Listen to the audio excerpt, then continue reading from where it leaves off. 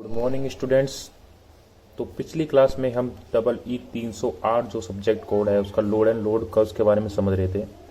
तो लोड्स के बारे में हमने देख लिया था कि कितने प्रकार के हमारे पास लोड्स होते हैं और किस प्रकार के वो उनमें शक्ति गुणक होता है या फिर उनके डाइवर्सिफिकेशन होता है, उनकी डिमांड होती है। इन चीज़ों का प्रभाव पड़ता है हमारी सप्लाई पर। तो सप्लाई को हम मैनेज कर सकते हैं लोड को समझकर। तो अगर हमारे लोड समझ में आ गए तो हम सप्लाई को आसानी से मैनेज कर सकते हैं इस प्रकार से कि हमारी सप्लाई ज़्यादा मोर इफिशिएंट हो, मोर रिलायबल हो। ठीक है, तो इस प्रकार हमारी सप्लाई को जनरेटिंग स्टेशंस को हम कंट्रोल या मैनेज करने में आसानी होती है। ठीक है, तो इस प्रकार हमने लोड्स देखे थे। लोड्स कई प्रकार के होते हैं, इरिगेशन लोड होता है, डोमेस्टिक लोड होता है, कमर्शियल लोड होता है। तो इनकी डिमांड होती है, ये किस प्रकार कब कितनी डिमांड रखेंगे ये डिपेंड करता है कुछ हद तक कि ये किस प्रकार का लोड है, डोमेस्टिक है या इंडस्ट्रियल है या फिर इरिगेशन लोड है।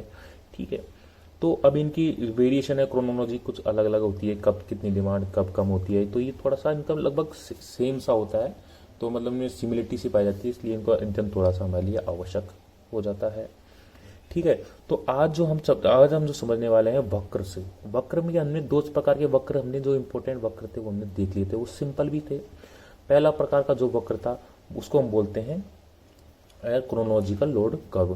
क्रोनोलॉजिकल लोड कर्व मतलब हम जो टाइम की जो क्रोनोलॉजी है, टाइम का जो कालक्रम है वो इंपॉर्टेंट होता है और उसके अंदर हम देखते हैं कि पावर की क्या डिमांड रही है, कब किस समय पर पावर की कितनी डिमांड है। यदि इस चीज को देखना है तो हमें देखना पड़ेगा कालक्रमिक लोड कर्व को।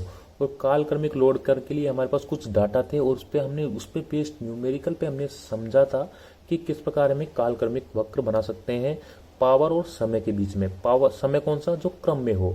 ठीक है, अब इसी प्रकार इसमें थोड़ा सा मॉडिफिकेशन करके हमने को क्या बनाया था, भार अवधि वक्र।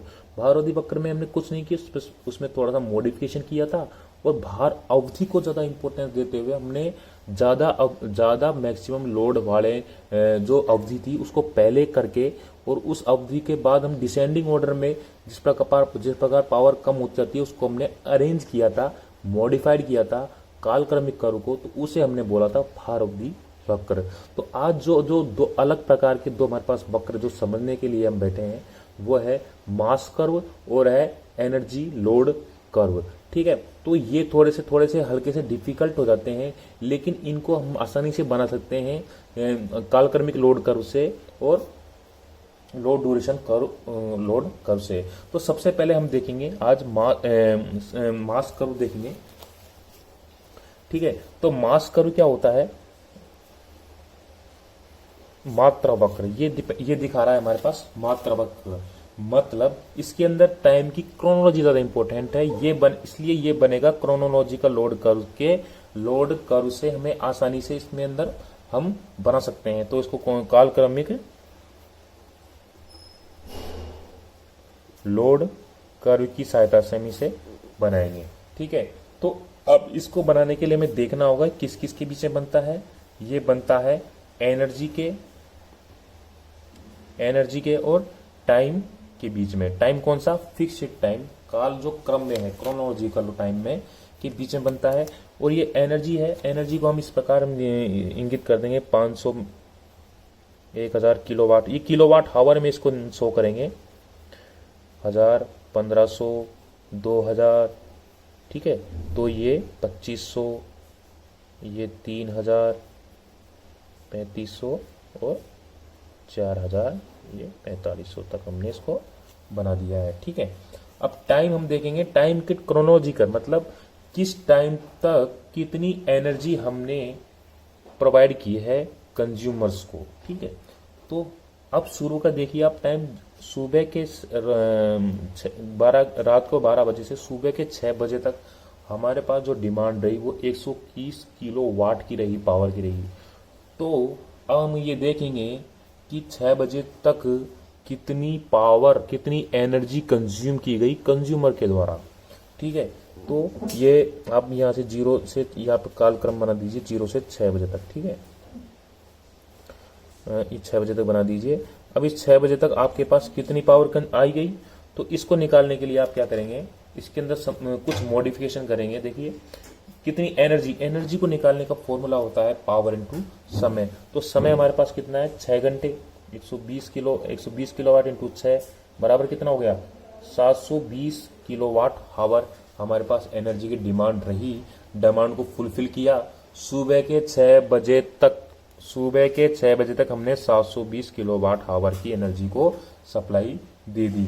तो 720 लगभग यहाँ पे आएगा। ये अगर ये 500 ये 1000 है तो इसके बीच में आएगा। तो इसको यहाँ से एक्सेस के समांतर रेखा खींचेंगे और इसमें वाई एक्स के समांतर रखेंगे। जहां पर ये क्रॉस होता है उस बिंदु को हम इंगित कर देंगे और उस बिंदु पर हम लिखेंगे कि सुबह के 6 बजे तक कितनी डिमांड में कितनी सप्लाई की हमने, एक 720 किलोवाट आवर एनर्जी की हमने सप्लाई की। 720 यूनिट ही बोल सकते हैं इसको, ठीक है।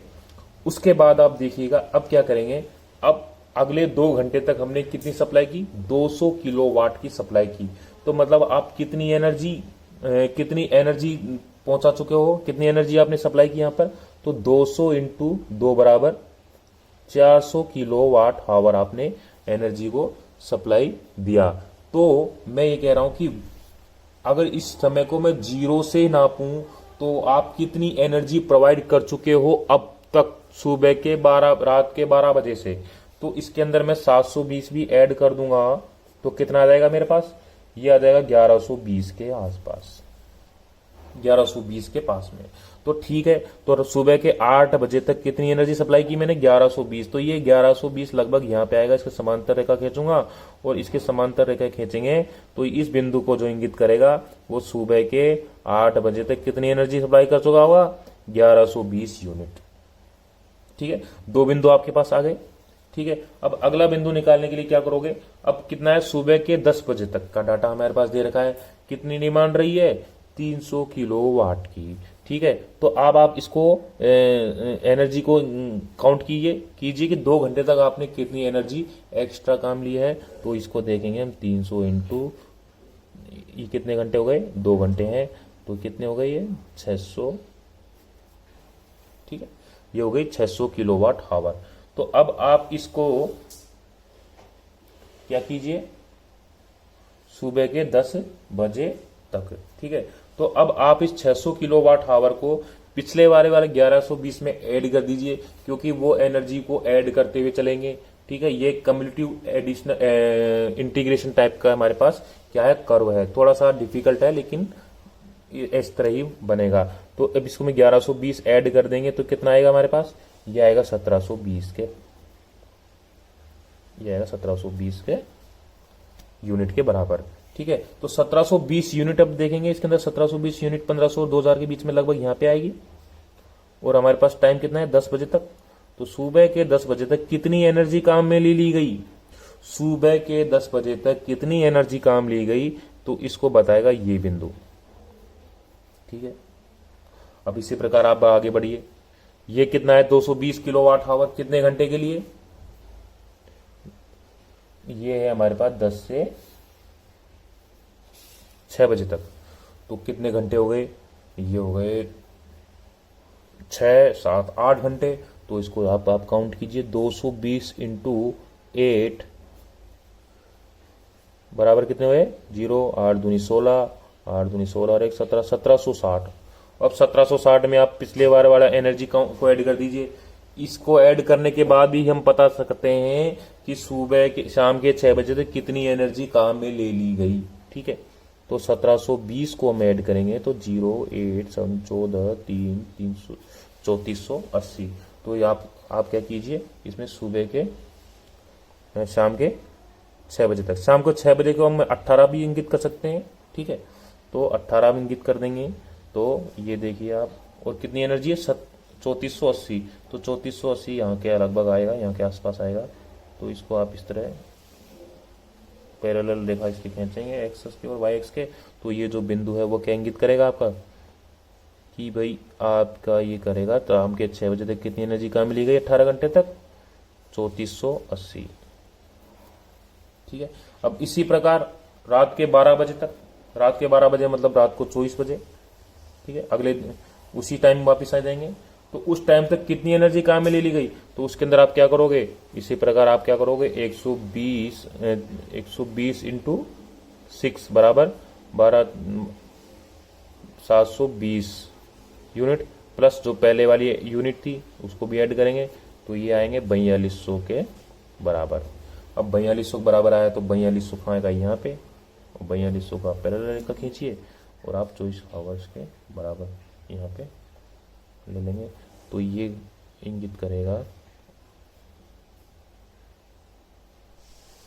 इस प्रकार हमारे पास इतने सारे बिंदु आ गए और इस बिंदु पे हमें ये पता चलता है कि कितने घंटे में कितनी एनर्जी काम में ले ली गई अब तक, ठीक है, उस 24 घंटे की। ठीक है, तो अगर आप इस बिंदु से आप ये पता लगा सकते हैं तो आप यदि इन बिंदु को मिला देंगे तो हमें एक ट्रेंड का पता चलेगा भाई किस प्रकार एनर्जी में चेंजेस आ रहे हैं, एनर्जी में किस प्रकार चेंजेस गिर रही है या फिर बढ़ रही है, एनर्जी की डिमांड बढ़ रही है घट रही है। इस प्रकार की अगर आपको ट्रेंड देखना है तो आपको इस मास कर्व को ही क्या करना पड़ेगा, रेफर करना पड़ेगा। ठीक है, तो ये जो है हमारे पास कौन सा कर्व आ गया, मास कर्व। और मास कर्व में हमने इसको कैसे बनाया ये आपने समझ लिया। तो ये किस किस के बीच में बनता है ये आपने देख लिया, ये एनर्जी और टाइम के बीच में बनेंगे। ये दोनों जो डिफिकल्ट हमारे पास कर्व्स हैं वो हमेशा एनर्जी और टाइम के बीच में ही बन रहे हैं।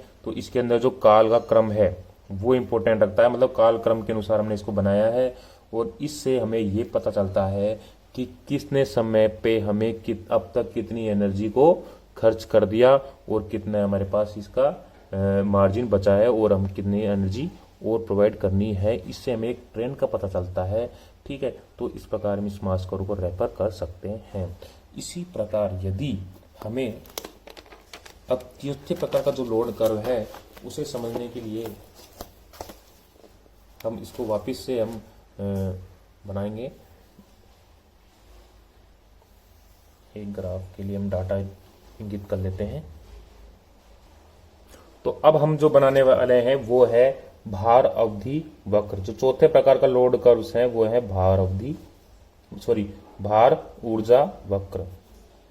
तो नाम से ही पता चल रहा है कि किस किस के बीच में बनेगा, भार और ऊर्जा के बीच में बनने वाला है। ठीक है, तो इसके अंदर हम क्या करेंगे, इसके अंदर हम बनाते हैं भार अवधि वक्र को। तो y एक्स पे जो हम लेने वाले हैं वो है ऊर्जा किलोवाट हावर के अंदर, और जो एक्स पे लेने वाले किलोवाट और y एक्स पे लेने वाले हैं किलोवाट, जो पावर हमारी डिमांड में है। ठीक है, तो इसको हम इस प्रकार लिख सकते हैं 100, 150, 200, 250 और 300, यहाँ तक की हमारे पास डिमांड है। ठीक है, और इसको आप लिखिए 500, 1000, 1500, 2000, 250, 3000, 3500 और ये 4000, यहाँ पे मान लीजिए 4000। ठीक है, ये हो गया भार ऊर्जा वक्र। इसको बनाने के लिए हमें क्या क्या मॉडिफिकेशन करना पड़ेगा, हमारे पास जो डाटा दे रखा है उसमें हम क्या क्या मॉडिफिकेशन करेंगे ये देखिए। इसकी अब इस प्रकार के वक्र की क्या खास बात है कि इसके अंदर अवधि ज्यादा इंपॉर्टेंट है। क्या अवधि, टाइम ड्यूरेशन। ओके, तो अब हम देखेंगे कि जो 120 किलोवाट, सबसे पहले हम अवधि देखेंगे तो सबसे कम क्या है इसके अंदर 120 किलोवाट आवर। इसके अंदर असेंडिंग ऑर्डर के अंदर देखेंगे, जबकि हमने भार अवधि वक्र में क्या देखा था, डिसेंडिंग ऑर्डर में। ठीक है, तो 120 किलोवाट। अब अगर इसका वक्र बनाया जाए, भार अवधि वक्र बनाया जाए इसका, तो ज्यादा आसान होगा यदि हम इसका भार अवधि वक्र बना लें। ठीक है, तो भार अवधि वक्र जैसे हमने पहले बनाया था, अगर इसका मैं बना दूं तो ये इस प्रकार बनेगा कुछ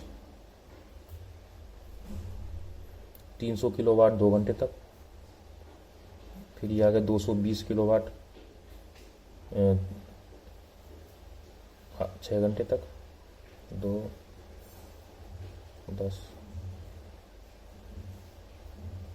फिर ये 200 किलोवाट। ये मैं भार अवधि वक्र बना रहा हूं जो पिछली क्लास में हमने समझ लिया था।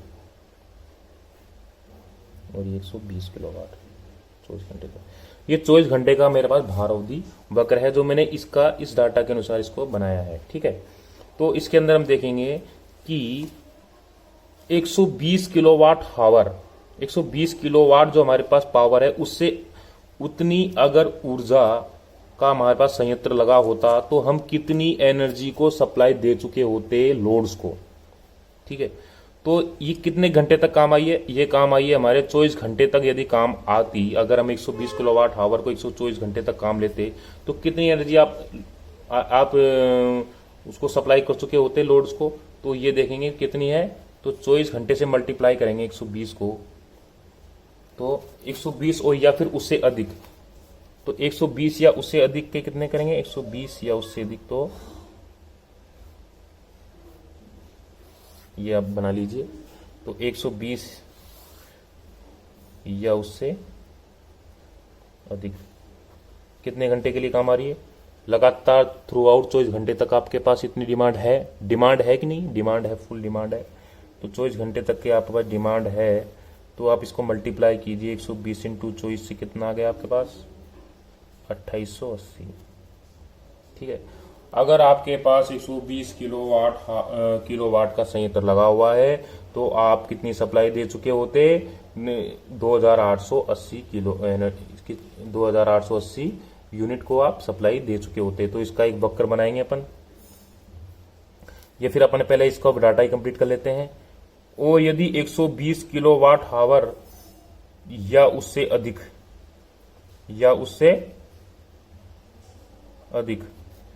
कितने, 120 नहीं 200, तो 200 किलोवाट हावर या उससे अधिक की डिमांड हमारे पास कितने समय तक रही?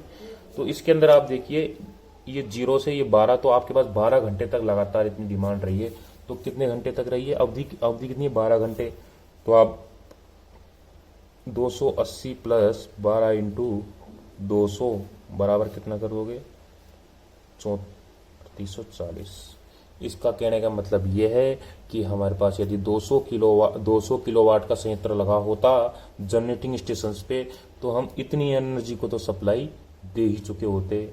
इतनी एनर्जी, इतनी यूनिट को तो हम, इतनी 3840 यूनिट को तो हम सप्लाई दे चुके होते। बात ये हम नहीं कह सकते। ठीक है, अब इसके बाद हम देखेंगे 220 किलोवाट या फिर उससे अधिक कितने घंटे तक काम आ रही है? 10 घंटे तक हमारे पास काम में आ रही है। ठीक है, तो 10 घंटे तक यदि आपके पास काम में आ रही है,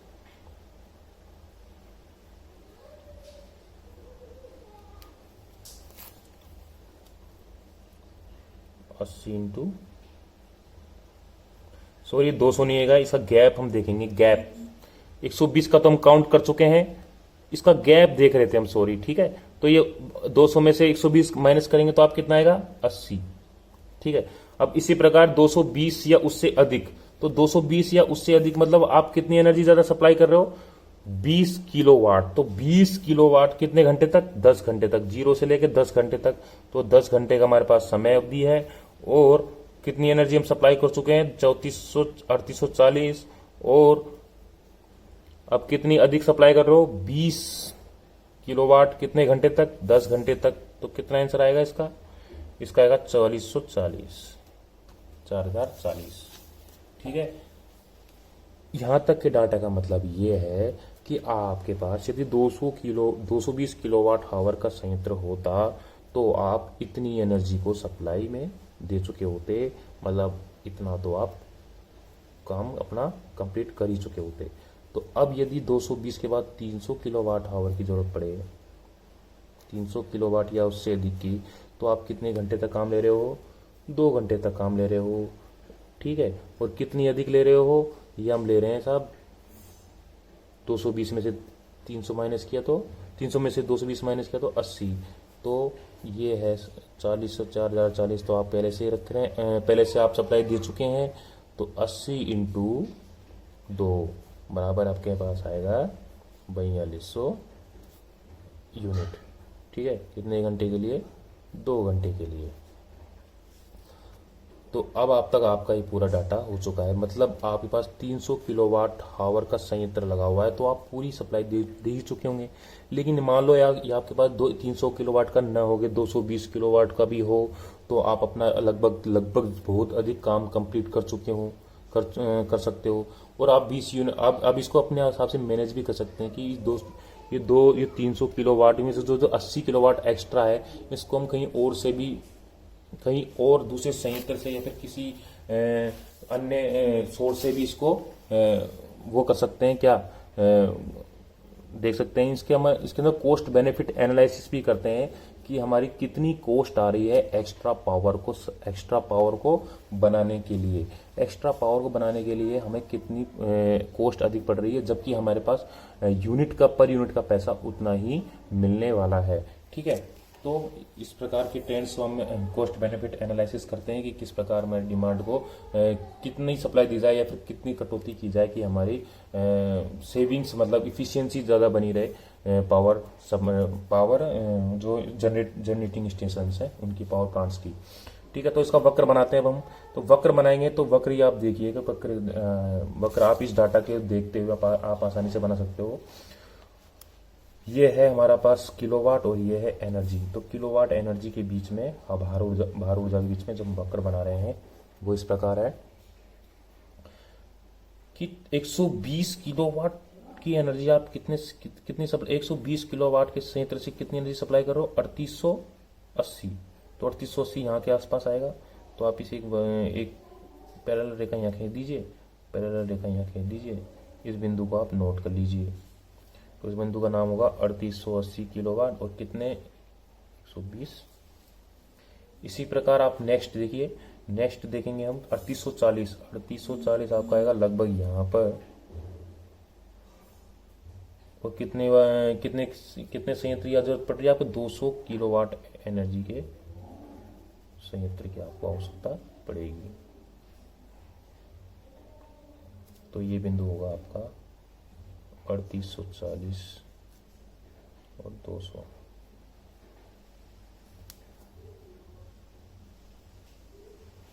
फिर इसके बाद 4000 भी 220 किलोवाट से आप कितनी सप्लाई करो, 4000।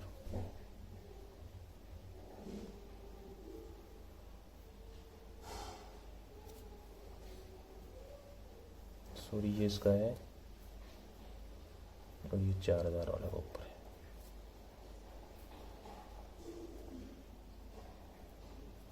इसके बाद जो दूसरा बिंदु आता है 300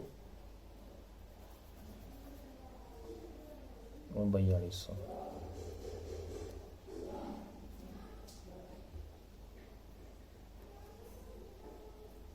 अब जितने भी बिंदु हमारे पास मिले हैं उन्हें हम क्या कर देंगे, मिला देंगे।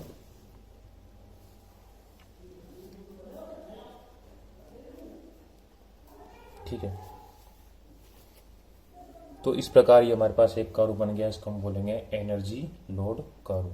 इसको आप एक दो बार और दूसरे न्यूमेरिकल्स में करके देखिए, ये आसानी से हो जाएगा। और इस ऊर्जा वक्र से हमें क्या मिलता है, हमें ये जानकारी मिलती है कि हम अधिक एनर्जी के जो लोड पावर संयंत्र है उसको अधिक कितना मतलब हम इसको ऐड करें कि हमारी जो रिलायबिलिटी बनी रहे। लेकिन रिलायबिलिटी के साथ आप इफिशियंसी से कितना समझौता कर रहे हो, आप कॉस्ट से कितना समझौता कर रहे हो, इन चीज़ों के बीच में ट्रेड ऑफ करना है।